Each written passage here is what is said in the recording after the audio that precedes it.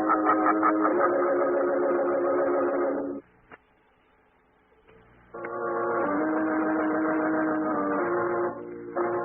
Shadow, mysterious character who aids the forces of law and order, is in reality Lamont Cranston, wealthy young man about town.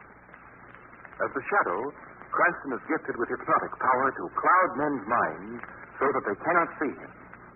Cranston's friend and companion, the lovely Margot Lane, is the only person who knows to whom the voice of the invisible Shadow belongs. Today's story, The Mark of the Black Widow.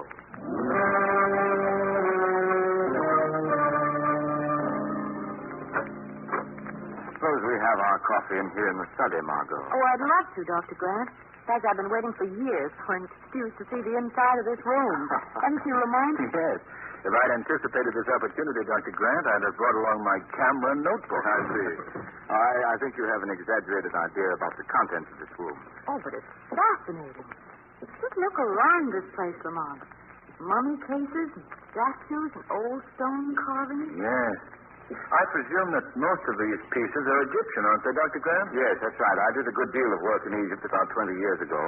You know, excavations and that sort of thing. I should imagine that there's a fascinating story that goes with every one of these relics. Some of them have a legend, yes, Margot. About a pharaoh's curse, perhaps? Or an evil spirit? Margot's been reading too many horror stories, Doctor. No, she hasn't, Lamont.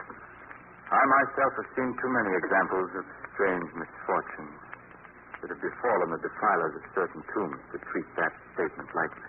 Oh, really? Well, I was only kidding, you know, Doctor. Well, I personally have been exposed to one of those ancient curses. Say, I've got to hear more about this. Well, it's a very long and I'm quite sure a very dull story, so we'll save it for some other time, shall we? Besides, this is not a night for mystic yarns. See, the moon is too bright and the sky is full of...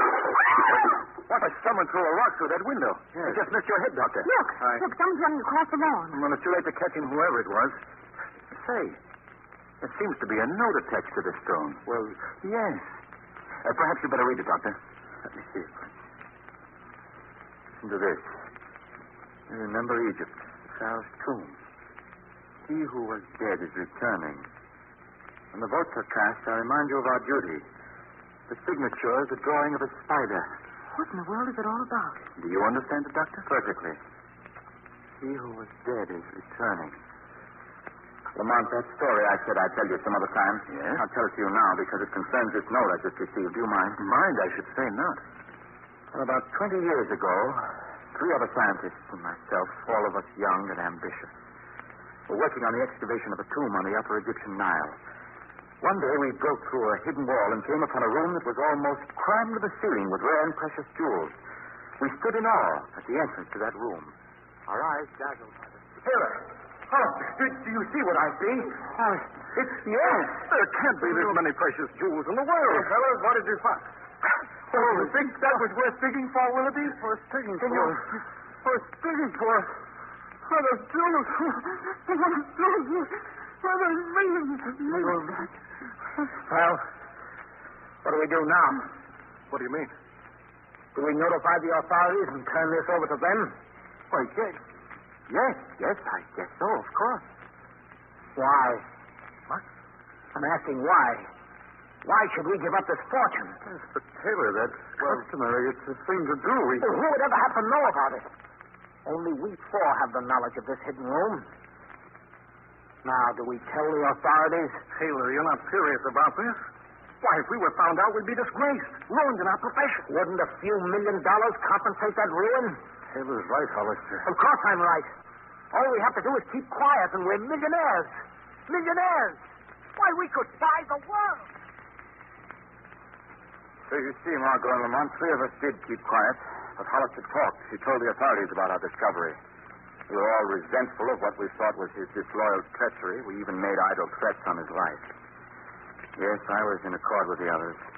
My only excuse now is that I was very young. However, we soon forgot those threats as we lost ourselves in hard work. And then one day, when our job was almost done, the 4 of us were standing in the main excavation. Suddenly, we heard a shout of warning from the bank above. Look out! Look out below! The wall is caving in! Frantically, we scrambled for the opposite embankment. Then from behind us, we heard a cry of distress. Wait! I twisted my ankle! Help me! It was Hollister. We turned, started back to him, and then... we were too late. Hollister was buried beneath that avalanche. Oh, how awful. Laborers dug for his body all that night and into the next day, but it wasn't found.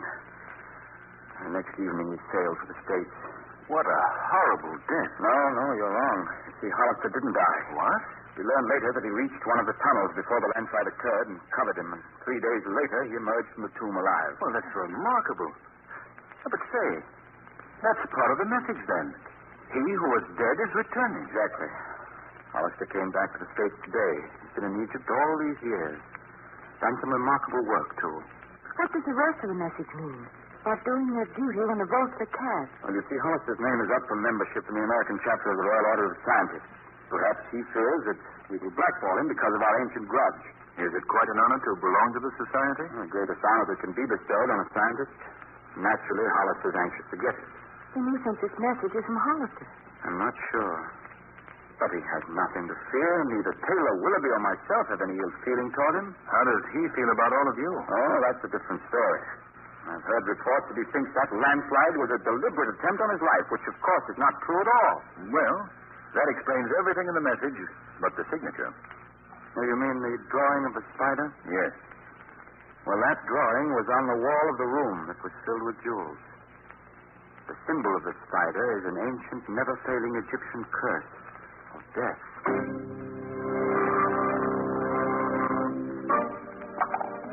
Next member will vote, please.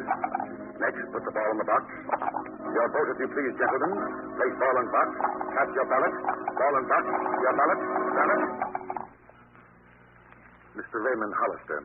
Yes? Will you stand, please? You have petitioned for membership in the Royal Order of Scientists? I have. I regret to inform you, sir, that one black ball having been dropped in the box, your application is rejected. I knew it. I knew they'd do this to me. Mr. Hollister, please. This is their second attack on me. And believe me, this time it shall not pass unanswered.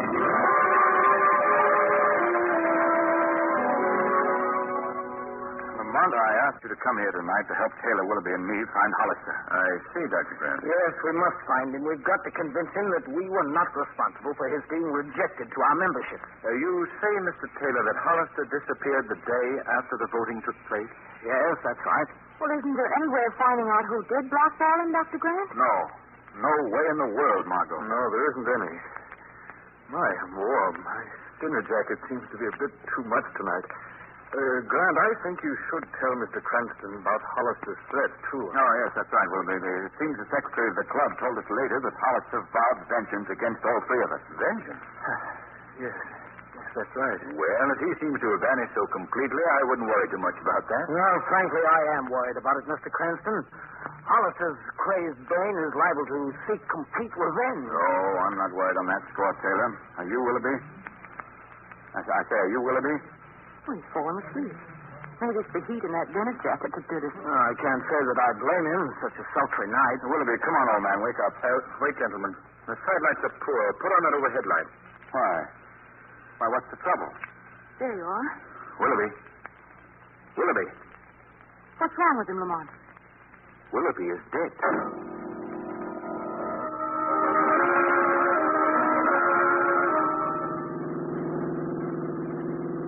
Well, Lamont, where are we going tonight? Another explorers get together? No. Well, why all the mystery? Just who are we going to visit? Mr. Willoughby. Oh, I see. Well, that's it. Mr. Willoughby? He's dead, Lamont. Yes, I know. Well, did you plan to meet him at any special place? Oh, yes. Under an old tombstone, perhaps. Oh, no. A much cheerier place than that. Where? The morgue. Oh, well, the what? I'm very curious to learn just why Mr. Willoughby died so suddenly. Well, are you going to examine his body? Well, not exactly, Margot. That's going to be a job for the shadow.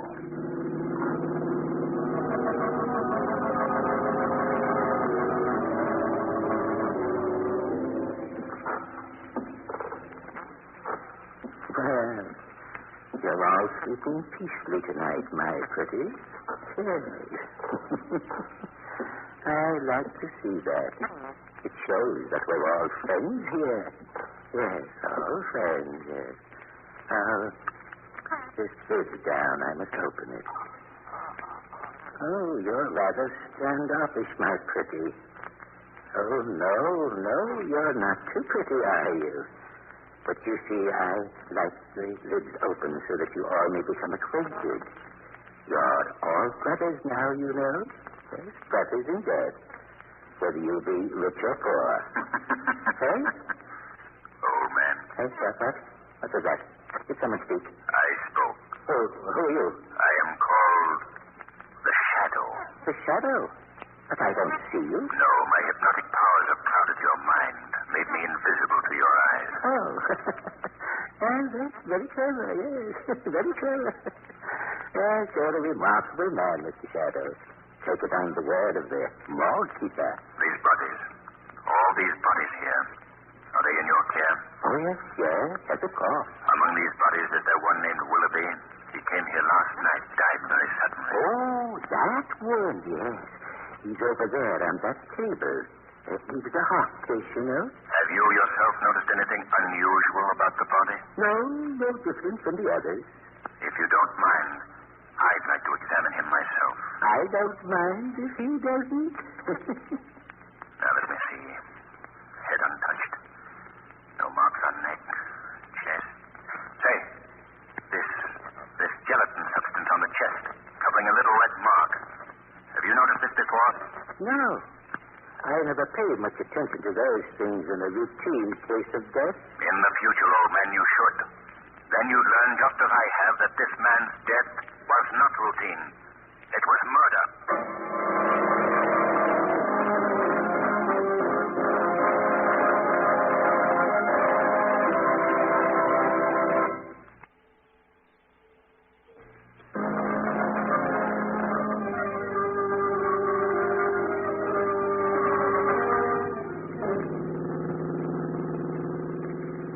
The morgue? No. Dr. Taylor and Dr. Grant. Live people. They may not be before we get them. What do you mean, Lamont? I just examined Willoughby's body in that undertaking parlor. And? Mr. Willoughby was murdered, Margot. Lamont, how? I don't know yet. Then Hollister did carry out his threat. How'd you go, Margot? Too early to accuse anyone right now. Have you notified the police, Lamont? No. I didn't think it advisable yet. What makes you believe that Mr. Willoughby was murdered? A red mark that I discovered on his chest. A red mark that was covered with a gelatin-like substance. Oh, Lamont, come in. I left the door open. Oh, Miss Lane, I didn't realize that you'd come along. You must pardon my appearance, Oh, please. it's all right, Doctor. I've seen men in their shirt sleeves before. Come into the study. Taylor's here. I called him. Come along, Margot. Oh, good evening, Mr. Cranston. Oh, you too, Miss Lane. I Good evening, Mr. apologize once more for my appearance, Miss Lane. It was so warm. I think nothing of it, Doctor. I have a dressing gown around here someplace. Knowing the doctor as I do, Miss Lane, he won't feel easy until he's properly attired. Here's your dressing gown, Doctor. Oh, thank you. Thank you, Taylor. There we are now. What is all this about, Lamont? Well, Dr. Grant, first of all, I have just learned that your associate, Mr. Willoughby, was murdered. Murdered? Hollister's making good his threat. It's too early to accuse anyone yet, Mr. Taylor. Our main concern now is to save both of you from meeting Willoughby's fate. Well, is there really any danger? Yes, I'm sure there is. But, Lamont, how do you... Dr. Grant. Quick, catch him. He's falling. Dr. Grant, Margot, get that chair over here. Dr. Grant. He's dead. No. Oh, this is too much. I'm the last one left. I'm going for the police. Come back here, Taylor. No, I'm going to protect myself. Oh, that was a silly thing. Margot, come here. Yes? Look here. Do you see this red mark on the doctor's chest? Yes. The same gelatin substance, the same I found on Willoughby. But this time I recognize the mark. What is it? It's the bite of a poisonous insect. And unless I miss my guess, that insect is a spider. The ancient Egyptian symbol of death.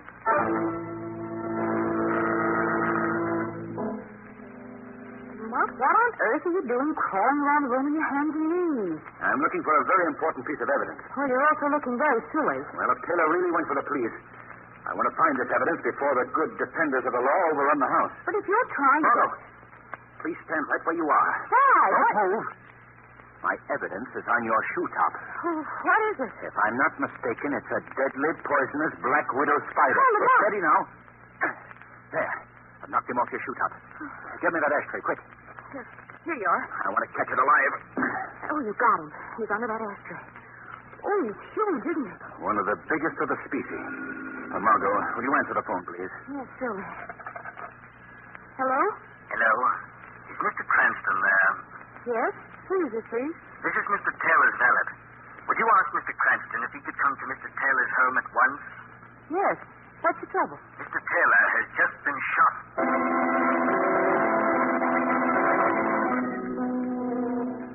Right this way, sir. Have you called a doctor?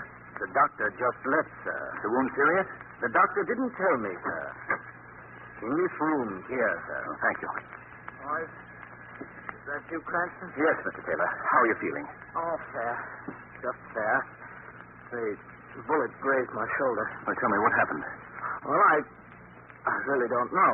I thought that you left us to go to the police. Yes, that was my intention, but when I left Dr. Grant's house, I saw someone lurking in a doorway across the street, and I became panicky and came right here to my study, intending to call the police from here. I see. And then what happened?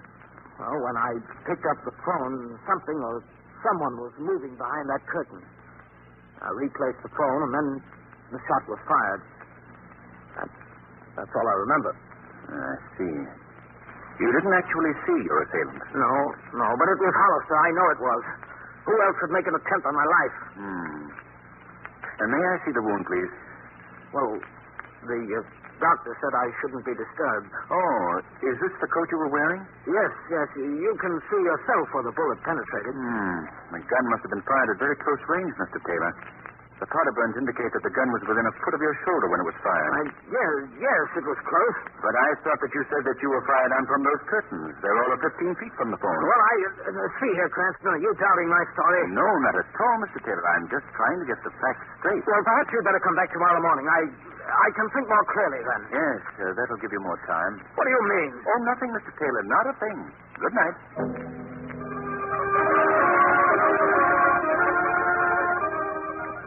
Margot, I called to tell you that I'm sending that box containing the Black Widow spider over to you in the morning. I want you to take it to Mr. Taylor's house. Get a secret advice from him as to whether or not it's really poisonous, and pay particular attention to his reactions. In the meantime, the Shadow has a call to make.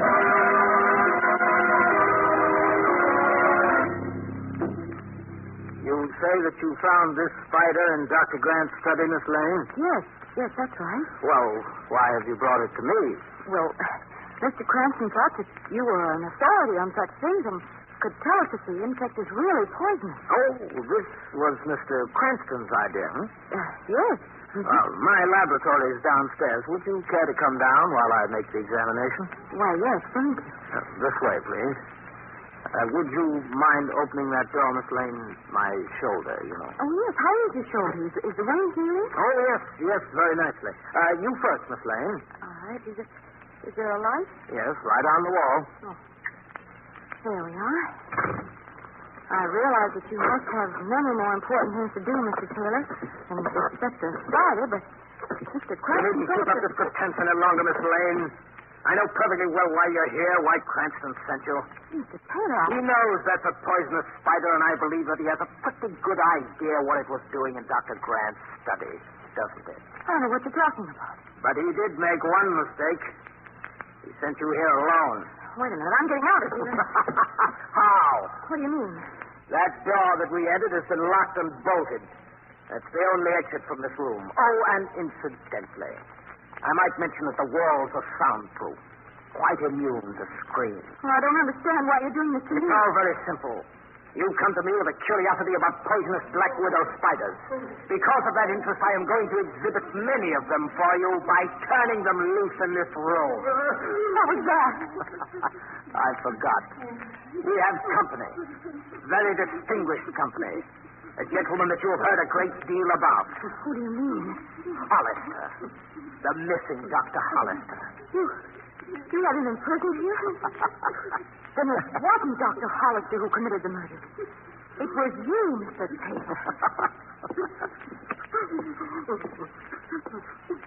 This is Dr. Hollister. Oh, how awful. In a cage. You have him in a cage like some wild beast. That's an excellent simile, considering his appearance at this point. Oh, look at him. His glazed eyes and sunken cheeks. Yes. That's what comes of not eating for a week. Why, you inhuman fiend. That man is on the verge of starvation, even death. You must release him at once. That's what I intend to do. He shall keep you company down here while you both entertain my collection of Black Widow spiders. You'll be released soon. Oh, so very soon. What are you doing? These boxes contain the spiders. I'm going to release the catch. Then I shall leave you both here in their company. They're hungry, too. No. Even more hungry than Dr. Hollister. All right, Miss Lane. Now, shall we get about it? What was that? I wouldn't release those spiders if I were you, Mr. Taylor. Who speaks? Where are you? I'm right here in this room with you, Mr. Taylor. All right. I see no one. Perhaps when I tell you my name, you'll know why. Who are you? Men call me the Shadow. The Shadow? No. Oh, you've heard of me. Then you know why I'm here, Mr. Taylor. No. No, you shan't spoil my revenge. I've waited too long. Exactly. Too long and too late, Mr. Taylor. We'll see about that. Don't open that box. You can't stop me. Yes, I can by taking it away from you. Oh, wait. What happened? Give me back that box. So you can add to your list of victims. Sorry, Mr. Taylor. What do you mean? You've already killed Willoughby and Dr. Grant. Oh, so you know that, do you? Well, what of it? What if I did kill them? Why? Why did you do it? Because I wanted to avenge the wrong that was done me by Hollister. He cheated me out of a fortune. He wouldn't keep quiet about those jewels we found. No, he had to be righteous. And because of that righteousness, I've been a poor, struggling scientist all my life. That's why I killed Willoughby and Grant, so that their murders would be blamed on him. So, you admit the killing? Certainly, why not? None of us are leaving here anyway. Keep away from this box of spiders. You think your power of invisibility can conquer me, don't you, Shadow? But I know a way to put us on even terms. By putting out these lights. No, stop it! Too late! You're too late! Taylor! I have also have the spiders. And when I open the box, they'll destroy you both. Taylor, don't release those spiders, you fool. A nice touch. Death in the dark. They'll get you, too. No, they won't. I shall wait in here with Dr. Hollister. Margot, climb to the head of the stairs. You'll be safer there. I'll find that light switch. They'll find her. No matter where she goes, they'll find her. No, they won't, Taylor. Hollister. You didn't pick a safe place after all. Hollister. Let go of me. Hollister. I found the light. Look, the box didn't open, Margot. The spiders are still locked up. You can release Taylor now, Dr. Hollister. I don't think that will be necessary. Why not? Taylor is dead.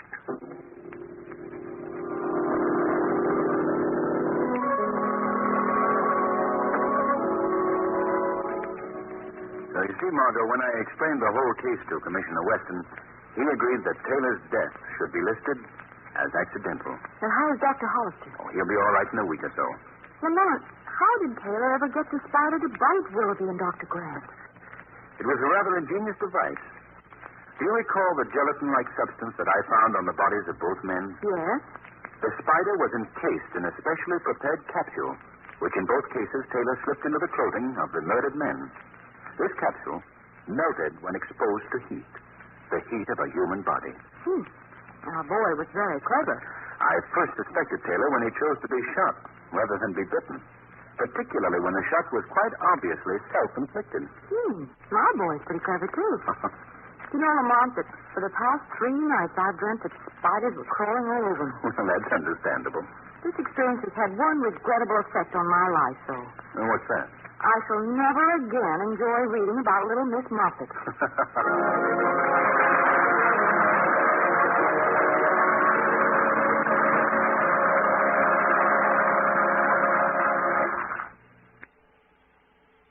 The weed of crime bears bitter fruit. Crime does not pay. The shadow knows.